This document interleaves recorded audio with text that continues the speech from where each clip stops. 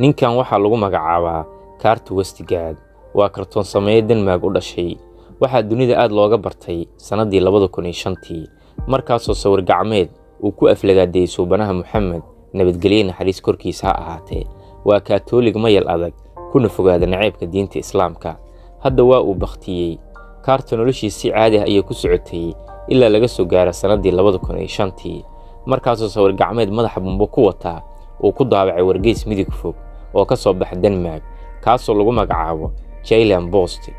arrinkan dunida maysan ogaan ilaa banaanbaxyo waaweyn ay ka dhaceen Copenhagen kaasoo ay dhigeen muslimiinta Denmark kuna sii baahay dunida muslimka ah waxaa dhacday in safaaradaha Denmark la weeraro arrinkaas oo dhalisay dhowr qof inay ku dhintaan gudaha Yurub halka safaaradaha wadamada muslimka ee Denmark ay ka dalbadeen wargeyska Jylland inuu raaligelin buuxda ka bixiyo ficilkii liitay oo ku kacay Kurt kaasoo wargeyska ka shaqeynayay laga soo bilaabo 80meeyadii qarnigii tagay mar Kurt la weydiiyay ficilkii oo ku kacay ayuu ku tilmaamay inuu ka qoomameenin aflagaadadaas ayna tahay wax uu ku sifeeyay xurriyadda hadalka sanadii 2006 warbixin rasmi ah oo ka soo baxday wargeyska Jylland ayay ku sheegeen inay raaligelin buuxda ka bixinayaan aflagaadadii ay u geysteen nabadgelyo naxariis korkiisa ahaatee nabigeena Muhammad intaas kadib Kurt waxaa si isdaba joog ah u soo gaarayay fariimahan jawaad ah laguna sheegay in qudha laga jari doono booliiska Denmark ayaa Kurt u sameeyay ilaalo gaar ah si dhowna ula socdo xaaladiisa iyo god dhulka hoostiisa ah si uu ugu baxsado marka uu dareemo wax khatar ah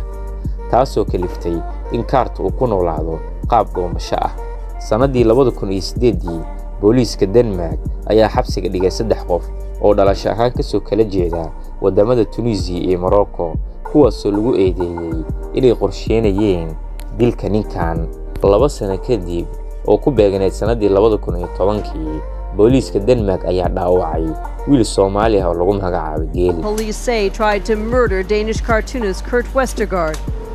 The 28-year-old Somali, a legal resident in Denmark, broke.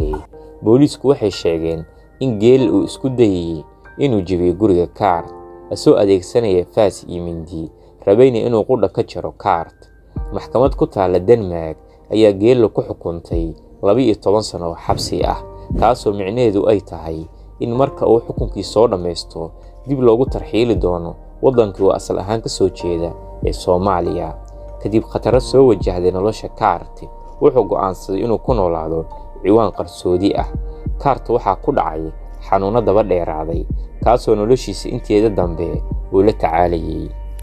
taasoo kaliftay in markii dambe uu go'aansado inuu u noolaado si caadi ah isagoo boolisku ay si adag u ilaalinayaan dhaqdhaqaaqiisa si dhowna ay ula socdaan xaaladiisa kadib markuu in muddo ahaa nin bukaan socod ah maanta ayuu Kurt ku baqtiyay magaalada Aarhus isagoo da'diisu ay tahay 85 sano